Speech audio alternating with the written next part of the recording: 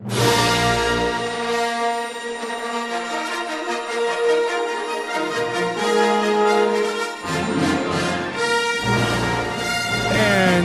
welcome back, ladies and gentlemen. It is good to be here. I apologize for missing last week, but unfortunately... How dare you? Listen here, all right? School came first, and you know what? It worked out pretty well. Did decent on my final, so... I'm proud of you. Thank you. On the mic, joining me today, I got, of course, the indomitable Corey Jason Nelson. It's one of those two, right? Call me whatever you want. Just, it always ends up being right. Sure, whatever. And of course, if you're a fan of myself, then you know this kid. You know, if not in person, then you definitely know. Yeah, I've definitely talked about him before. We got the one, the only Jack Deal back in studio. Welcome back, Jack. Yeah, thanks for having me on again. Jack, you haven't been on my show though. I haven't. This is You've been brand on new. somebody else's show other than Tommy's? Well, Yeah, I was on. Was it the? Are You Entertained last there you year? go. So. Was Tommy there? He was there. I was, because Jack Deal, quick thing about him was he worked on a Marvel movie. Oh. Quick little thing about that. Go on. Yeah, I was a production assistant for Ant-Man and the Wasp. Interesting. Yeah, and it was and I also worked a little bit on the reshoots for Thor Ragnarok. Wow. Which was a lot of fun. But we're not talking about Marvel today. Today, we are talking about...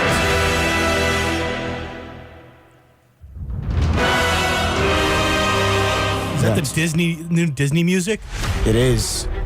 Yes, we are talking Star Wars today, which, one and the same, because as everyone knows, Rise of Skywalker dropped over the weekend, and we got a lot of exciting stuff to talk about it. And I don't know about you guys, but I would like to try to keep this as spoiler-free as possible. We will be having a spoiler discussion about halfway through the show, but let me just gauge you guys' opinion at first. Jack, what'd you think of it? I am very mixed on it, leaning towards negative. I went in excited, just for background. I really liked The Force Awakens, and I'm one of the few that liked The Last Jedi even more. And going into this one, I'm a fan of J.J. Abrams. I was curious as to where they're going to take all the characters. And I saw it, and while there's some great moments, and I like the dynamic between all the characters, there's a lot of story problems that I have that just didn't work out for me. Corey, what about yourself? So I'm positive, leaning towards great. Initial thoughts are that this is a top 5 Star Wars movie for me, encroaching top 3. Wow. I absolutely loved it. And I think what it did great was fix all the mistakes, which were a lot that The Last Jedi made. Now, personally, I lean towards more, I loathe this film the more I think about it, because just every little thing just seems to irk me about it.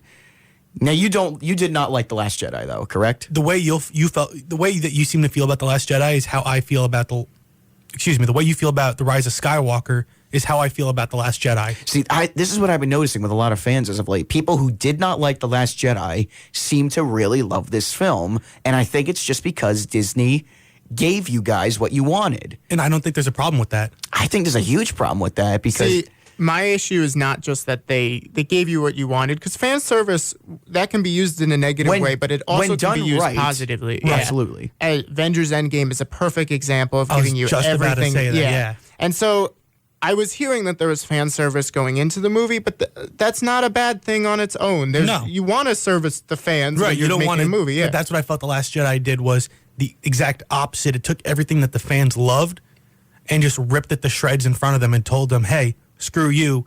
This isn't for the fans anymore. This is for, the movie people. Like, this isn't for fans." See, my pushback on that is what I loved about The Last Jedi was that it took themes that we haven't seen yet in Star Wars, and it challenged old themes. So Right. It introduced the theme of failure. It introduced the theme or the idea of, well, we have the Force. We think of it as, if we do good, the Force will come around and be on our side. And The Last Jedi asks you, what if the Force really just is in balance? And that if you push too far to one side, even if it's the good side, you might come across an issue where the Force is going to rebalance itself. That's why... Don't get me wrong.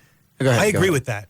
I think the idea behind the movie could have been done great. I think the story and how they went about it was executed to the poorest extent. I think the idea they're trying to push, the whole imbalance, the Force isn't innately good or bad could have been done so well if it wasn't for the Canto Bite things. Now I'll give you this. Yeah. Canto Bite, because I have been really wishy-washy on Last Jedi. However, looking back on it now, especially in the wake of Rise of Skywalker, I really do appreciate what Rian Johnson tried to do. I don't necessarily agree with all of his decisions. However, I do think his win, the pros definitely outweigh the cons in that film. Canto Bite is pointless, ridiculous. I don't know why it's in the movie. What about DJ? Guillermo Benicio del Toro's character. Stupid, ridiculous. See, If you took his character out of the movie, nothing happens. nothing changed. But it's the big thing. This is where I'm going to push back on that. And I know we might not get into it too much, but with Canto Bite, I'm with you in terms of how it fits in the story. It totally slows down the pacing. It's way too long. They need to cut that in half, if that, maybe go further.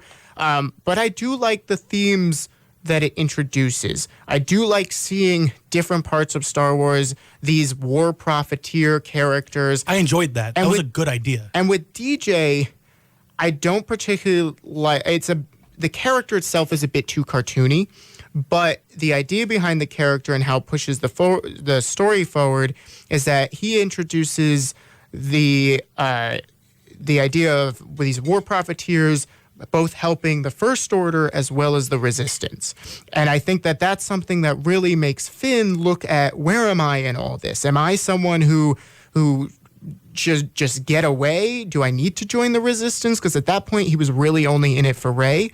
Or am I someone that should bunker down and choose an actual side, which he eventually does? And so I do think it was a crucial part to Finn's character development, even if the execution of the character wasn't the best. See, and I think this is where we're going to run into, not problems, but like half agreement, half disagreement.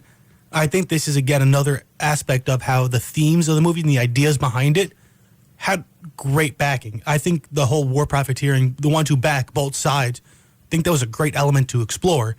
I just think the whole DJ being cartoony with the stutter and everything was way overboard. I just think the execution, again, was really bad. I think they could have done it better. It needed to be a lot shorter. And I just feel like the movie as a whole, if you took it out of the franchise, it really doesn't. Like, you can go from The Force Awakens to The Rise of Skywalker and not be missing too much. I disagree wholeheartedly, solely because there's these big consequences that actually maybe not. Back me up here. What they do try to retcon a lot of different things in Rise of Skywalker that really do delegitimize The Last Jedi. Like, for the first 15 minutes are a perfect example of that. If they throw a lot of things at you that you just have to accept. Well, let me ask you guys a question. Go ahead. Snoke. Yeah. What were your thoughts on Snoke and his Last Jedi? We can talk spoilers about Last Jedi. So. Yeah, That's 2 years old? Yeah. So I am fine with what they did with Snoke. For me, he was never a very interesting character in The Force Awakens, and I was way more interested in seeing Kylo Ren as a villain. In fact, one of my biggest fears coming out of The Force Awakens was, are we going to end this trilogy on just another final showdown with this big, bad Force user guy? And then when they started to introduce Kylo Ren, I was like, this is something new. This is a character that we've never seen in Star Wars before, a villain that we've never seen in Star Wars. And so when The Last Jedi took that and said, he really is the main villain of this trilogy, and we're going to keep bringing him out rather than Snoke, I was all for that. That whole sequence of them going into this throne room, Right, that was phenomenal. Every little aspect about that and the holo maneuver. Yes, absolutely. Those are the two best parts of that movie. The tension built in that sequence is incredible, because what Rian Johnson does is he makes you believe that is just the throne room scene from Return of the Jedi. Right.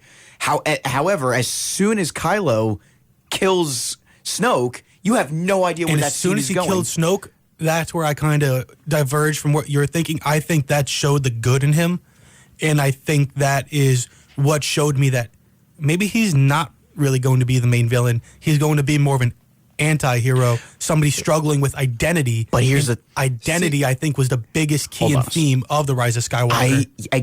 Perfect way to put it is because then immediately after they fight the guards and everything, he's like, he talks to Rey like, join me. We could burn this all down. We don't need anything. We could start our own thing. Right. And he's not even saying like, hey, we have to be bad. We don't have to be Sith. Yeah, we don't have to be Jedi.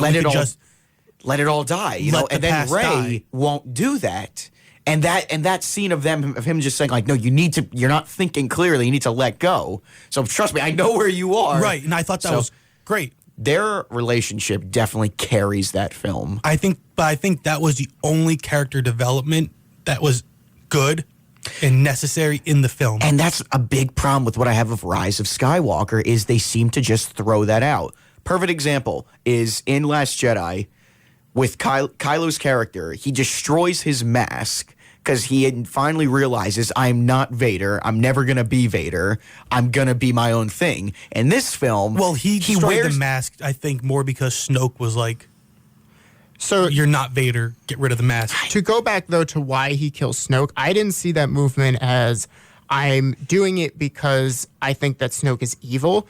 I took that movement more as I'm killing him because I'm tired of serving under him and I'm tired of being manipulated by him. I'm clearly being abused, but I'm also becoming my own character. I'm not just this monster. Right. I'm me. So that's why I think I thought he was past the mask because the mask, Snoke originally said to him, you're going to be Vader. Like that was part of the manipulation of how he got Kylo Ren on his side. And so once Snoke was gone, I didn't really see any reason for him to go back to that Vader character. Well, I think he looked at Vader as more of a deity than anything. Vader was his religion. He wanted to live up to the potential that Vader just couldn't get over, the hump that Vader couldn't make. And I think Kylo Ren really struggled with that. And he was fighting. There was that whole good and bad fight inside of him. And I think that while The Last Jedi had a lot of problems, some of the very few good things I thought were the whole Rey and Kylo Ren, the Force visions that they had. I thought that was really interesting, and I like that. I love when they do things with the Force that I don't know. Yes. So like when they do something new, perfect example of which. Did you watch the episode of The Mandalorian before? Yes. Okay. Phenomenal move on their part. Careful with spoilers. Can we spoil that? We're going to spoil this one little part of something they do with the careful Force. with spoilers in terms of how it relates to the Rise of Skywalker.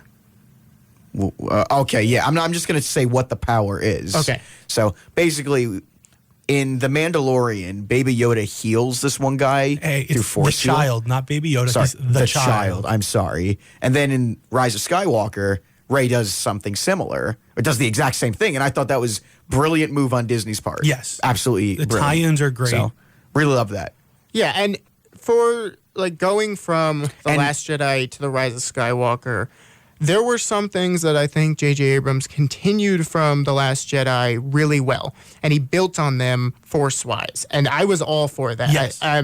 My issue with it, and this is something that I think you like, and because I like The Last Jedi, was that I felt that Rian Johnson took what J.J. Abrams set up in Force Awakens and Threw it out the window. See, I don't see it as throwing it out. I see it as taking it in his own direction, but without compromising anything that happened in The Force Awakens. Versus in The Last Jedi, or in Rise of Skywalker, I thought J.J. Abrams took what Rian Johnson continued and said, that's not where I want to go with the story. I'm going to actually retcon things from The Last Jedi. Well, I didn't see Last Jedi retconning Force Awakens, but I did see Rise of Skywalker retconning Now, Last something Jedi. you mentioned earlier was you thought Last Jedi wrote itself into a corner, you said, or something similar to those lines. I think The Last Jedi and Rise of Skywalker both wrote themselves into a corner. I think Rise of Skywalker-wise, I think it relied a little too much on trying to course correct The Last Jedi. And not so much fan service, but more just trying to shape what The Last Jedi did instead of saying, you know what, this happened.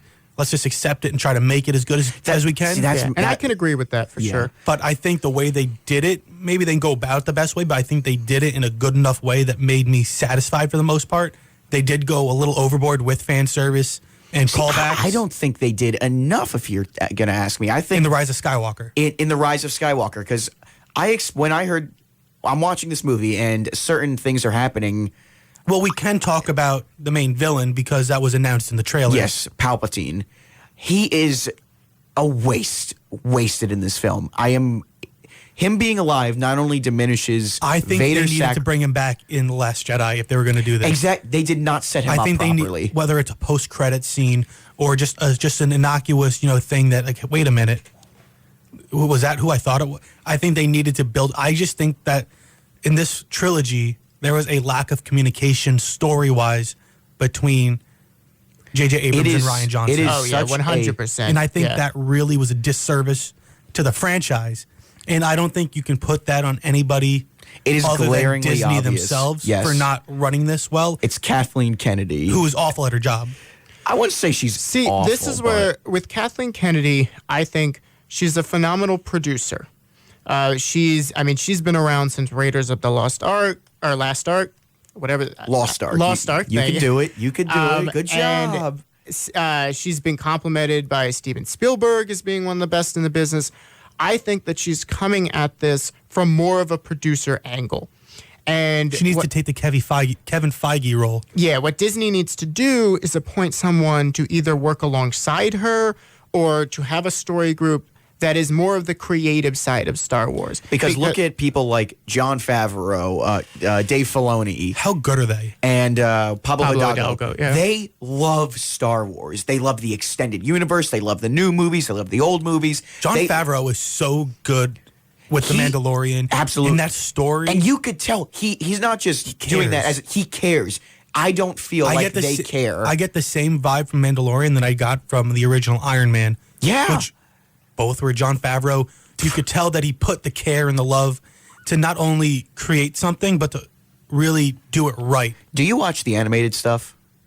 Marvel or Star Wars? Star Wars. Wars, yeah. I have not. You should watch the Clone Wars. Clone I do Wars have Disney and Plus. Rebels. I have So- Disney Plus. Clone Wars and Rebels. They're on my very long list of things that I eventually Yeah. need to watch. But Yeah, that is Dave Filoni, who is another big producer of Mandalorian. Yeah, he also directed The first episode. Yeah, he also directed a fair amount of episodes from the first season of Avatar: The Last Airbender. Never watched that show. Oh, You have haven't to watched. watch that. First show. of all, I didn't know that. That explains a lot. Second of all, get out of this booth. I'm done. Sit back down. We're not done here. Giving me all right? mixed messages here, Tommy. I'm losing it today. I got like 2 hours last night, So but that's besides the point.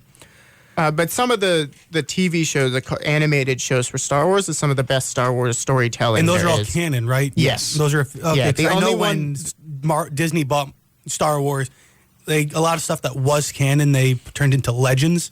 Yeah, for this, the only one that isn't canon is the 2003 Clone Wars show, That's which is 2D. Is the 2D Christmas animated. special from the 70s canon? I think George Lucas would like to pretend that never happened. But they Although brought it back in The Mandalorian. John They did Favreau. reference it because John Favreau likes the holiday special. Well, they write Life Day. Yeah, they do. yeah, they did. So, I get parts of it are John Favreau, actually, side note, he wants to actually make a new holiday special with the cast of The Mandalorian, and I'm all for that. Oh, 100%. As long as we do not see the Mandalorian take off his helmet, I don't care if it's like the dumbest thing ever. It could. I will watch it. I'll watch it, of course. I'm all for that. I think though the Mandalorian might take off his helmet later. They seem to be building to something where If they do it right, I'll be okay with it. I just don't want some I really thought was it the second or third episode 4 where the where- woman I thought that he was going to take it off there, and I'm like, that that's- would have been way too early. way too early, not enough build up, and it's just like make it a bigger thing. The Mandalorians, like his sector, I guess, don't take off their helmets. That's the way. This is the way. And I guess Boba Fett and Jango Fett aren't true Mandalorians. No, they are. I think. They stole Mandalorian I armor. don't know exactly how it is. Boba Fett might have been and then left. Well, Jango Fett, because Boba Fett is a clone of Jango Fett. Yes, that's true. But I mean, even so I guess Jango Fett might have been and then didn't, or they just didn't have that established in canon yet. But I remember hearing something about Boba Fett once trying to join but didn't. But I also don't know if that was more of a Legends book now. Okay. That you have to fact check me on.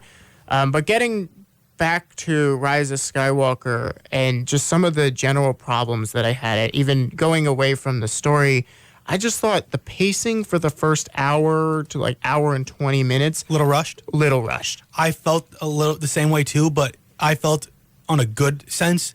I felt that every single scene in the movie had significance to the story. There wasn't something that if you took it out that wouldn't disrupt. I think if you took any single scene out, you would be missing something from the movie, which I appreciated. I agree with that. My problem was more the fact that you never got a chance to really Settle. breathe or settle in. So I was No bathroom interested. breaks. Yeah, and even beyond that, I was interested in stuff that they were doing and new ideas. And I don't want to get into some of the spoiler things, but they go to places and they establish new Force things that I was like, oh, that's really cool. Tell me more about that. And then they immediately move on to the next scene, and they introduce new characters that they start to have an interesting backstory to them in relationship to some of our current characters.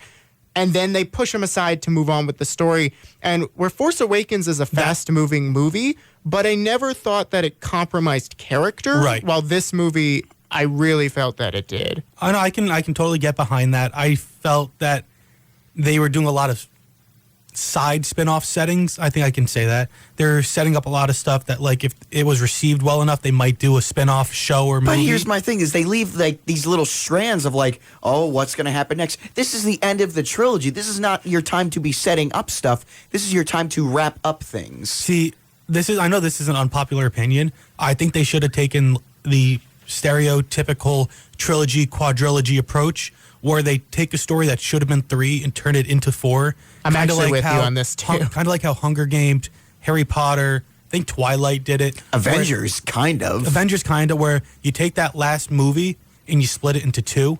And I think Rise of Skywalker would have benefited from more runtime and possibly having it as 2 movies, 2 parts. Yeah, and I think that if JJ is going to take things from The Last Jedi and negate them or add on to them in a way that changes some of the themes that Last Jedi was trying to bring up, I do think you need more time for that. And I might be way more on board with some of the stuff that happens in this movie if I had more time to sit with it within the movie itself, and maybe having another movie do that. Like it's always been trilogies, but I would be totally okay if they announced, hey, we're actually doing 4 movies in this new and it would have rounded it up at episode 10 being the finale. Yeah, which I think would have been kind of poetic, kind of nice round number. Yeah, kind of fitting. Agreed. Because they don't need to make these trilogies. Like, whoever said they need to be trilogies? And actually, George Lucas's plan was to do 12 movies, so we haven't even reached that. So I think you can deviate I was going to actually go into that a little later. I was going to ask you guys about if there will be a 10, 11, 12. When we go into, because we're going to take a break in a few minutes. When we come back after the break, we'll go into full spoilers of The Rise of Skywalker, because we're all beating around the bush here, but we want to get into this. So I could tell Jack's vibing over here. He's vibrating right here. I could tell he's shaking a little bit. So got a face through the chair, just go straight down. I mean, he could. He's gonna end up in Wendy's. He doesn't eat meat, so I don't know. He'll eat fries, though. I'll take the Wendy's fries. He will take the fries. And believe me, he will. It doesn't matter if he'll eat it or not. He's just going to vibrate right down through the floors all the way to the Wendy's downstairs. And that is where I think that is a good indication that, we need to talk about spoilers. So, after the break, stay tuned. We got spoilers coming your way. If you haven't seen it, make sure, you turn it off. I don't know. Or stay tuned, whatever. That's up to you. More of what you love here on 88.7 WRSU FM, New Brunswick. I always get chills with that trailer. That is one of the greatest trailers ever made, in my opinion. But we're not here to talk about trailers, though. We're not here to talk about, what happened. We're here to talk about spoilers now. So, once again, full spoiler warning for The Rise of Skywalker. I'm going to start us off right here. The fact that Snoke is a clone made by Palpatine, or not You're a clone. coming out hot. I'm coming out hot. So I'm not stopping here. The fact that he was made. Are you kidding me? Loved it. First of all, why did you make it look like that? Why did you make Snoke look like that? He looks like all scarred and broken. That his face tells a story. Nope, Palpatine designed him that way. That's stupid. I think he took the God approach where, like, his creations are made in his image, and he kind of has that scarred image. And I think he wanted to make him a little, fear, to instill fear. He wanted to make him kind of a little scary looking. And I think he also wanted to give him this isn't somebody to mess with. He's obviously, survivor of all this terrible stuff. He survived for a reason. Yeah. I think that killing Snoke unceremoniously in The Last Jedi with no explanation to who he was, what he wasn't a Sith, why he was using Kylo. I felt that was one of the biggest problems with The Last Jedi was they ruined, I think. Well, I did like how Kylo killed him because it was in line with the whole Sith apprentice killing its master to take that next ascension up. But I felt like that would have been like Vader killing Sidious in Empire Strikes Back. And I think we needed to get a little bit more from Snoke. And I think that this retconned the whole Snoke was pointless type thing into something that really. But here's my thing: is I they think didn't developed Kylo. They didn't set this up. There was no hint. Because I don't think Rian Johnson knew this was coming. I don't think. I don't even know if J.J. Abrams knew if this JJ was definitely coming. had plans for Snoke. Ryan said, "Nah, I want to do something else." But JJ's like, "No, I want to do something else." Now imagine if there was 3 different directors like they originally intended for all the movies. I don't know. I honestly don't that know. would have been. Can we all agree that the biggest problem with this trilogy was the lack of communication between J.J. Abrams and Ryan Johnson The and biggest where problem. the story should go? Yes. The biggest problem with this trilogy, I don't even think it was the communication between them. I think it was the fact that they did not have a plan going into this. They did not have an Avengers Marvel mindset. They took it movie by movie They instead took of the whole with- trilogy. and Like every- there were reports that from Rian Johnson himself that he said they didn't know who Rey's parents were when they gave it to me, which should Let's not talk have about been that. the case. No, they should have. They should have known because Upon inception of the character, they should have fleshed her out. If she was going to be this important character, they should have known, like, hey, are her parents nobody? Are they Obi-Wan Kenobi? Are they... Are her parents... yeah, and is Luke her father? Like, they should have known this stuff. And if JJ had in mind who he wanted Rey to be, and that's what he set her up to be in The Force Awakens, then that should have been known to the story group so that when Rian Johnson got the story, they said, hey, you can do a lot of what you want, but Rey's parents are this, so therefore make sure that you set it up that way. And they clearly didn't do that. No, and I think that may have been trying to protect from spoilers, but... Which, by the way, let's talk about this real quick. What do you think about... Again, I'm going to say this. Big spoiler warning here. What do you think about Rey's lineage? I think that I partially feel that it was kind of forced. No pun intended. Yes, of course. But I also enjoyed it because I think that it gave her a character struggle that we really haven't seen out of her. I think in the previous 2 movies, for the most part, she's been successful in everything she's done. She's been very, not necessarily confident in herself, but never having to really go through that internal struggle. I don't know if we saw different movies. It's real. I think that's Because- with the director, they leave it up for interpretation. They don't outright say it, so fans can feel differently. I feel like her knowing who her true lineage is, I think them saving face from The Last Jedi and saying that her parents are nobody because they had to be, I think that was a good saving face right there because her parents could not have been nobody. That would have been, that was awful. I hated that. disagree. Hold on a second. Go ahead. In Force Awakens, her whole struggle is she's trying to figure out who she is. You know, she's been stuck on this world and she's convinced that these people are coming back for her. Then she realizes they're not coming back and she has to come to terms with, I have these force powers and everything. The Last Jedi goes into of moving past your past, not like embracing who you are in the future, right? Am I getting that right? Yeah. To me, The Last Jedi was about embracing your past. That's it. Not destroying it. And that was why Kylo Ren, the antagonist, was all about, well, you must kill your past, pretend it never happened. And what Luke comes to term with, and ultimately that carries on to Rey, is you do have to accept your past, accept the failures and mistakes that you make or things that you thought were going to happen and move forward. And Right. in this film, when when they reveal that, and again, I'll say it one more time, spoiler warning. I was avoiding saying this when you asked me that question just because I don't want to be the one to say it. I'm going to say, you know what, whatever. If you, I've given so many warnings. She is Palpatine's granddaughter, which, by the way, makes no sense, but we'll get into that real quick. I can get behind that just because I want to know how Palpatine found a son. Like, how did he get a son? Like, how did he get a son? I want some explanation behind that. Yeah. To me, that's the biggest thing. I would have preferred them go with Palpatine manipulating midichlorians for her to be born. Thing is this goes now back to the Anakin of like this. Yeah. We were talking about this earlier of how the Force isn't necessarily this good or bad being. It is like just omnipotent. Is that the right word? Omniscient, because it's there. It's there because when surrounding, it needs a balance. That's the thing. So when darkness rises of like Kylo Ren and Snoke, the Force compensated by creating Rey, and that could end up being like, oh, she had parents, right? But I see my disagreement with that is Kylo Ren himself wasn't bad. He was fighting the good and bad in himself. But he embraced the. Okay, interesting. I don't think he necessarily embraced the bad because in The Force Awakens, I don't believe he killed Han Solo. I believe Han Solo killed himself by activating Kylo Ren's lightsaber because he knew that in order for his son to survive, because Snoke, I think, would have killed Kylo Ren if Kylo Ren kept failing him and not being able to kill his father, and he would have known that Kylo Ren didn't accept the dark side. I think Han Solo's death was necessary for Kylo Ren to live another day and survive. See, I push back on that because I think that in Rise of Skywalker, especially the conversations that he has with Han Solo,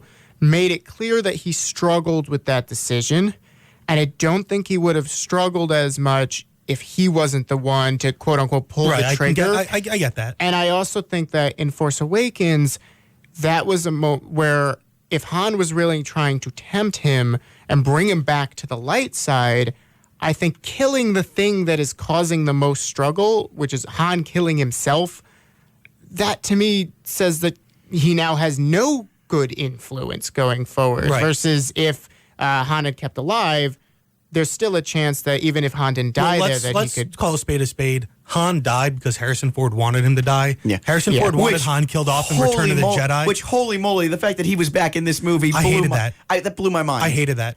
You did not like that scene. That's one of the few parts I did not like at all. I think it should have been Luke.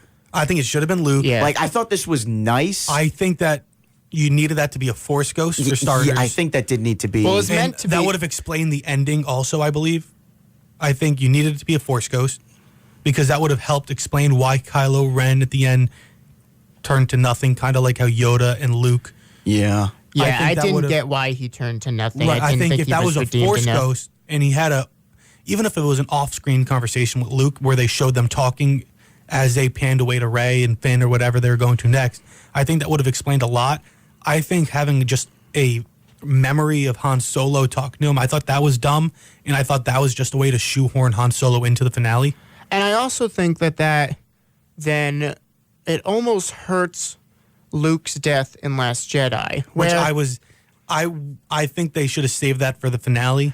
That's one of those things where I'm very split on because here's what I think. I love the Luke moment in Last Jedi. I do think they could have kept him alive going into Rise of Skywalker, but if you are going to kill him, then in this movie, it would have, when he says to Kylo Ren, "See you around, kid," it would have been a perfect thing in the Rise of Skywalker to have Luke be the one that ultimately makes Kylo Ren come back to the light, and it gives big significance. Yes. Something that Luke might not have been able to do if he was still alive. Right, and I don't think we can put that on the Rise of Skywalker. I think that could be put on The Last Jedi and kind of killing him off. But I think, again, that goes back to the lack of communication and the lack of story development across the trilogy. Now, I do have one major gripe with The Last Jedi that I felt that The Rise of Skywalker did better. Two different characters that we found out are Force-sensitive Force users. Last Jedi, that was obviously Leia. Mm-hmm. Rise of Skywalker, that was very clearly Finn.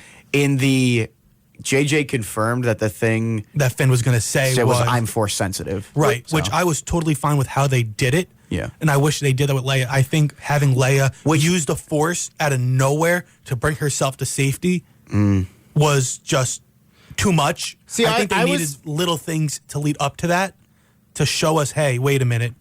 Does she have this power? Like, I think Rise of Skywalker did a decent job of kind of explaining that, because you see which everybody knew but us as a watch. As a yeah, viewer. so they could have explained it a little better. However, looking back on it now, it doesn't bother me, because having her train with Luke to be a Jedi, I thought that was great. That is I so love cool. that. Yeah, no, that was is an really amazing cool. thing. Right. That is an amazing thing of how you can be creative, because that's something I never thought they would do. Having Leia be Rey's master. And I thought that was that is great. brilliant. You're pushing the story forward in a unique way I didn't think would happen. See, and that's one of the things I loved about The Rise of Skywalker was them doing that. Yes. And I felt like that was a good, not even retcon, but change of The Last Jedi. Where in The Last Jedi, people were so confused of what Leia did. How'd she use the Force? Yeah. And I felt like, one, if they were going to have her do that in The Last Jedi, where she used the Force to take herself out of space and keep herself alive and safe, I feel like they needed to build up on that, whether that was in The Force Awakens, showing us that she had some power, not telling us, but showing us, kind of like how Finn in Rise of Skywalker kind of knew, like, had a feeling. He wasn't sure at first that he was Force sensitive. He was like, he just had a strong connection to Rey. He had a feeling. But then he realized, wait a minute, I'm Force sensitive. Not necessarily a Force user, but sensitive, which I think are two different things. I actually didn't mind the Leia scene in The Last Jedi, because, or at least the idea of her using the Force in that way, because I think that the most that she did with the Force was basically just give herself a little push towards the ship. And in terms of her keeping or staying alive through space, at least in the Clone Wars show, we've seen Jedi stay alive for a lot longer. There's an episode where Plo Koon, he is basically outside of his ship for half an episode in the Rising of Malevolence arc. And God, you're a nerd. I don't even know the name of the arc.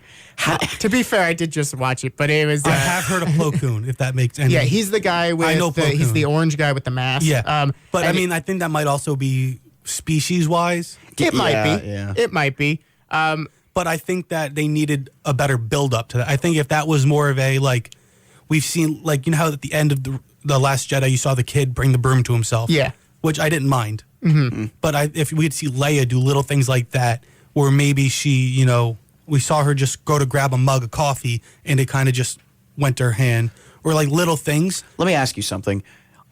Obviously, Carrie Fisher unfortunately passed away in the middle of filming. How did you think? She didn't, not in the middle of filming this one, in the middle of filming The Last Jedi. Oh, after Last Jedi. This was Jedi. in the. I thought it was in the middle of Last Jedi. It was after it was after they had filmed all of the scenes of The Last Jedi, but it was before they reshoots. started Rise of Skywalker. So how do you think? Yeah. So this was all old. This was all old. All Really? Yeah. And, I didn't know that. digitally imposed her face on a stand-in. Now, Yeah. Mike, obviously they couldn't just not have her in the film. I think I know what you're but asking. How do you think? Do you think they handled that well? Yes, I think they did. Especially because one, it's a tricky thing. Yeah. And the fact that her daughter was in the movie, you need the family's permission for starters. Yeah. Like how they did Grand Moff Tarkin in Rogue One, which, by the way, one of the most underrated movies. I loved Rogue One. Oh, I agree. Yeah, Rogue One, And I also like a personally lot. enjoyed Solo. I think Solo got most of its backlash from The Last Jedi. I think people took their anger out on The Last Jedi on Solo. Solo wasn't great, but I thought it was solid. Yeah, I don't hate Solo. I'm kind of very middle ground. I think it's okay. I think it didn't really add much to me, a kind of bland Star Wars movie is not a great one, but I don't dislike it. I put it with episodes 1 and 2 in the sense where it's a fun movie in a sense, not a Star Wars movie necessarily, but kind of just fun. When you're a kid, you love it. It's a fun adventure, and I showed it to my parents, and they really enjoyed it, and I know a lot of friends that like it. What disappoints me, though, is the backlash it got is going to prevent us from getting Solo 2 or even like a Kira spinoff. Yeah. And I really want to see where they went with Darth Maul. Kira TV show would be fun. You must have been confused then. No, I knew that he was already alive. Oh, okay. Never mind then. Darth Maul was alive. So this movie's 2 years old also. Yeah, so that's not necessarily a spoiler. I'm not going to say the next thing. A year and 3 quarters. But let me ask you something. Let me tell you something I would have loved to have happened in Rise of Skywalker. So it's the end fight, all right, which I have a lot of problems with because it's I can see why. Because I enjoyed it, but I can see why. Like he opens up the thing, like look at all your ships. I did this 30 years ago in Return of the Jedi. Ray's like, what are you talking about? Never mind. So and first of all, I don't care about anybody in those ships. All right. I mean, I recognized one ship. Wedge Antilles was there. Sure. Okay. You don't know Wedge Antilles? I know Wedge Antilles, but I wasn't talking about that. Well, I mean, so. he was there. The Mandalorian ship was there. It was? Yeah. Oh, good for them. Maybe Baby Yoda was there. Maybe Baby Yoda was there. I mean, because at the time of this story, Baby Yoda's probably like a toddler still. It's probably. Here, hold on. Yeah. All right. So then Rey, she's fighting Palpatine. Palpatine's shooting lightning at her. It's barely affecting her, even though he just shot up this lightning into the sky, which barely disabled the ships for a little bit. I found that a little weird. Completely. Like, that should be eviscerating those ships right there. You are the most powerful Sith possibly in the history of the universe, and this is happening to you. Whatever. Okay, fine. I'll get it past that. Rey is now holding it back, not losing any ground, just kind of standing there. Then she and I don't know, maybe I'm out of, I got to rewatch it, but then she calls upon the Jedi or something to help her out. You hear all the voices of the Jedi. I wish they should have showed they should all have the showed ghosts them. of the Jedi. I Or agree. At least, They should have at showed least Luke. the main ones. Luke, because the fact that I heard Samuel Jackson, Liam Neeson, there were a couple actors from the animated series. I was just in about there. to say Ahsoka Tano was in there. was in there. Was it Freddie Kanan Prinze from the Jr. Rebels was there? show. Yeah. Yeah. Was it Freddie Prinze Yeah, Jr.? Freddie Prinze Yep, Jr. his character and Kanan. If Hayden Christensen showed up in that, I probably would have screamed, and I probably wouldn't have his. I know. I agree totally. I think they should have done like that. just behind her as she's fighting. I think some callbacks would have been good, like how at the end of Return of the Jedi, Episode 6, you had Obi-Wan, Yoda, and Vader, Anakin, whether you're going with the original or the re-release. I think that would have been a great reshot. This was my thing having is all the Jedi from before there. This was my big point of like they wanted to do fan service, but they didn't go far enough. So But make with the certain movie things. with Other certain things, I think giving Chewie a medal at the end was over the top, unnecessary. That was Agree. Yeah, I agree with that. We I rolled thought our that eyes was in that because that part. they gave to me at least a good enough explanation to why he didn't get a medal. Wookiees don't do that. That's just not part of their culture. And even beyond that, I think that's just something that people kind of joke about with A New Hope. That's not anything that needed to be fixed, and Right. they didn't do I'm it pretty in sure a way. he did get a medal in like the comics or something. So Maybe, but in this who movie, reads that? there was no reason to give a medal. It wasn't like they were giving out medals to everyone. It was just kind of like, hey, he didn't get one in the past, so we better throw I this thought in. that was And really dumb. What did he do in this film to earn it? I mean, he helped Lando bring back. Yeah. Speaking of Lando, I thought that was great. Yeah, Bringing him Lando, back. I really they liked did a in the great movie, job with for sure. Lando, I so. thought bringing him back, the way his character was, I thought it was identical. Oh yeah, it was great. Billy D. Williams killed it as Lando. Yes, I think obviously. that was a necessary character to bring back.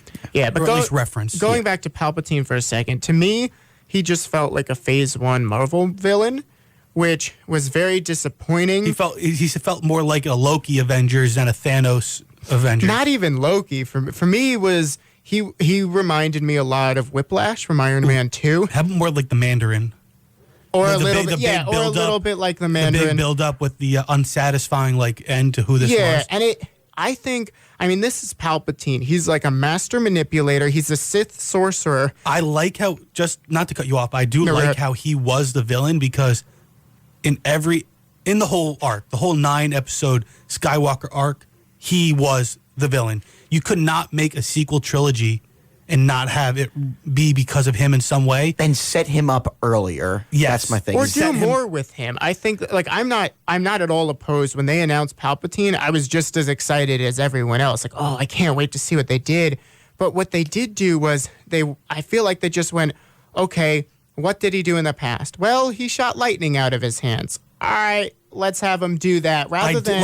I did like the difference of that if Rey killed him, he kind of perverted Obi-Wan's words to Vader, strike me down and I'll become more powerful than you can ever know.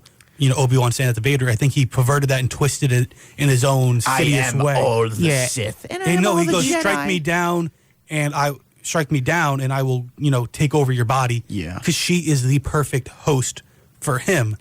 Which Sith can do. That's a cool thing. Right. And I think they alluded to that. Yeah. They did kind of outright say it, but not really. Yeah. And I think that was a good change from the character. I think him wanting to die so he could take over her body. Oh, yeah. No, I was all for that. And I think that's where I like the weirdness of it, where you're getting into kind of the sorcery, the Sith rituals. But then I don't feel like they took it far enough. And they almost... Exactly. They played it very safe. I feel the movie needed an extra half hour to tell story. And it needed more of making you care about Palpatine. Because in previous movies, Palpatine was a devious and creepy guy. They were banking on everybody knowing who Palpatine was and just keeping that same feeling. You were scared of him, or at least interested in him because of his whole plan.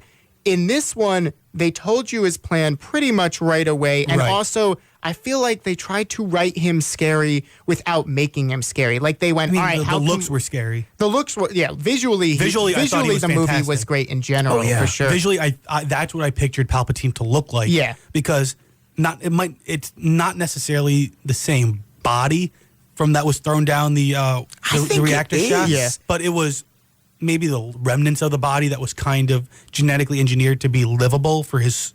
Yeah, it was less. soul. It was more Revenge of the Sith Palpatine than it was Return of the Jedi in terms of look. Because it was the same actor. Yeah, no, same. But I mean, in terms of his face appearance, Yes. I thought he didn't look quite as disfigured as he did, because it would make sense if he comes back, he's not going to have the scars from the lightning from Revenge of the Sith on him.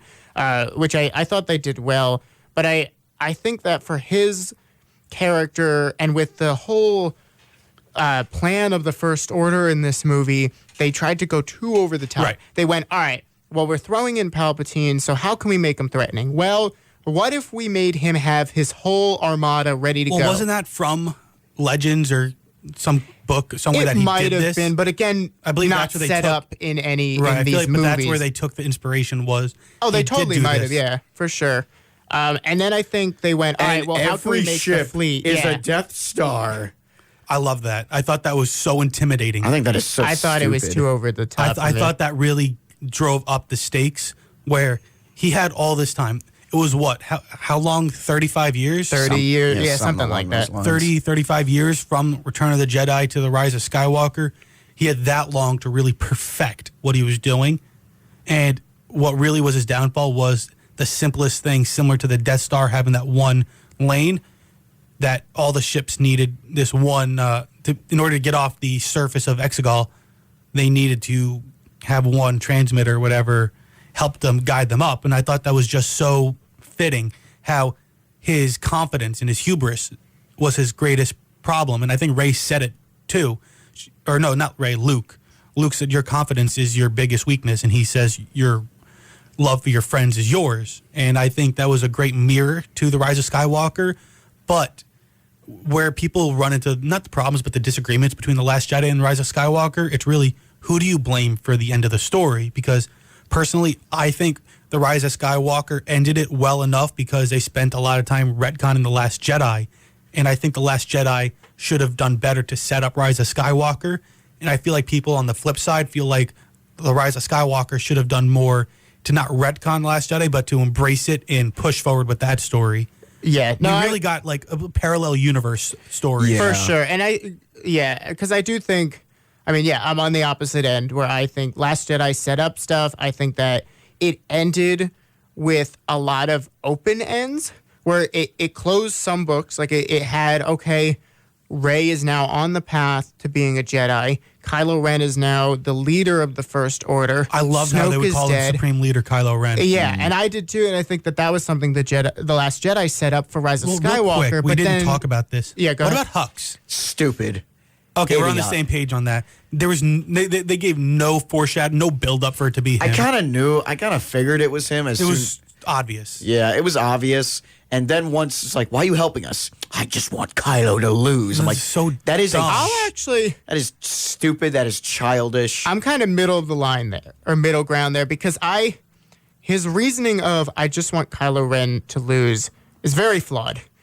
But I also have been setting up through Force Awakens and Last Jedi that the two of them are clearly at odds. I mean, even in the throne room, Hux was going to kill Kylo Ren when Kylo Ren was unconscious and then he woke up.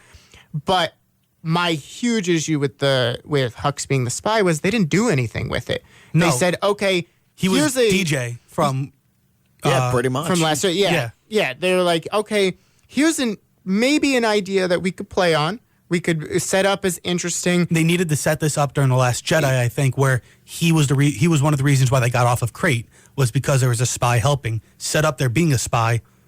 Yeah. Not necessarily tell us who it is, but maybe foreshadow a little bit with Hux. Or if you're going to throw it in Rise of Skywalker, do something with it. Right. They immediately, the second after, almost the next scene after he reveals that he's the spy, they kill him off. Right. And I wanted him, if they were going to do something, have him be the one that kills Pride. Yeah, exactly. Like, do more interplay. Yeah, Pride, killing Pride would have been great. Something like that. He's not a character I could see flipping to be a good guy. No, for sure. But he's somebody I can see kind of flying off. And you know what I just kind of realized watching this movie? What? Remember how before The Force Awakens and even during, so they built Captain Phasma up to be this big thing, and like, whatever happened to Captain Phasma other than dying? Yeah. Oh, she was a letdown as a character for sure. And I wouldn't wanted her to care come back as in The much, Last Jedi. except the Disney marketing pushed her as a huge character. I mean, the Brianna films Tarth. never promised really. her to be cool, but She really was the Boba Fett marketing. She of was this generation. everywhere. Yeah, she really was like the Boba Fett. Because originally in the sequel trilogy, it was Darth Maul. Prequel trilogy. What I say? Sequel. Yeah. Sorry. Prequel trilogy, it was Darth Maul. Original trilogy, Boba Fett. This one, Captain Phasma. So every trilogy's got one. I don't know. I do want to just ask you guys, will there be a 10, 11, 12? And do we have to wait 30 years? I don't think we're going to have to wait 30 years. They're definitely going to take some time. The actors definitely want a hiatus. I do want to see them come back. I think 2025 to 2030 would be a good range to at least get some news, if not one movie. I think that's a good range. I would like them to wait a decent amount of time for sure, because I think even world build. If someone loves all of three of these movies, they need to. I'm sick of the same timeline and the same story. Like, I love how The Mandalorian goes off in different places, and I want to see more of that, where you're taking new characters, you're exploring on new avenues. I'm very excited for the Obi-Wan series. Oh, I can't wait, because that will be the Darth Maul payoff. Yeah, well, It has to be. It has to be. You need to watch Rebels. That's all we're going to say. Doesn't Obi-Wan kill Darth Maul?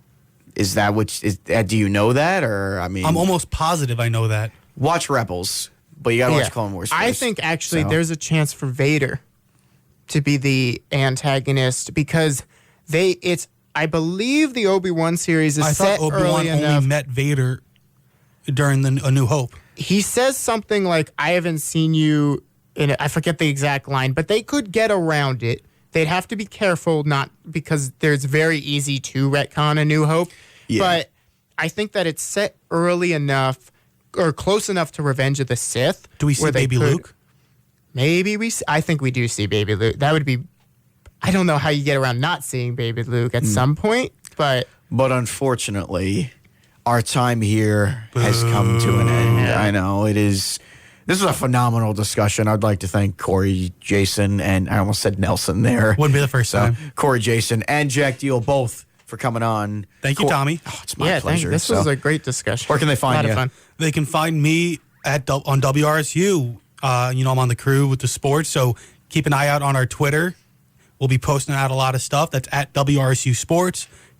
Yeah. Jack, what about you? You can find me on Twitter at JackDeal1. And of course, you know where to find me. I'm on every Monday from 10 to 11 a.m. Make sure you also stay tuned. Check on YouTube this week for the What Are You Doing podcast, because that will begin posting. Yeah, I'm going to start uploading all my videos, Tommy Waters with a podcast. With some original, that's exciting. Some original content will be coming out to there as well. So, yeah. The Tomalorian? Maybe. Who knows? Who knows? So to play you out, to keep with the Star Wars theme, Duel of the Fates, baby. Come on. The best thing ever. Fates. So absolutely. Always a pleasure. Remember, and stay tuned for more of what you love here on 88.7 WRSU FM, New Brunswick, or online on WRSU.org.